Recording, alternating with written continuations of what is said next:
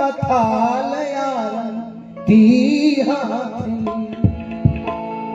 जब हमारे बड़े पिताजी का दौर आया उनसे सर हमने सीखा यूं तो हर शाम उम्मीदों में गुजर जाती थी है मोहब्बत तेरे अंजाम पे रोना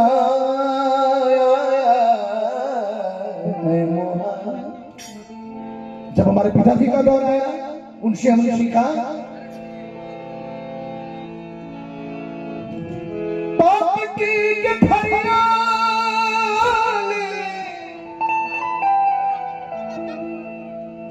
आई तोड़ तुअरिया हर कैसे छुई चरनिया अब गुन भरना देहिया कैसे छुई चरनिया। पिताजी के बाद मनीष शर्मा इस दुनिया में आया। हमने ग्रामीण के संगीतों को पकड़ा, काशी विश्वविद्यालय में जाकर पढ़ा। डिग्री में सर कोई कमी नहीं है, लेकिन मेरा शौक क्या है, चलो हारमोनियम लेकर घूमना। मास्टर साहब नहीं कहलाना, हालांकि अच्छा लग गया है, लेकिन आशा नहीं है कि अगले परीक्षा में बैठ जाए। तो हमने क्या आया, हम लोगों ने सीखा पुरानी सभ्यता सीखा क्या कब सखी मार बिहारी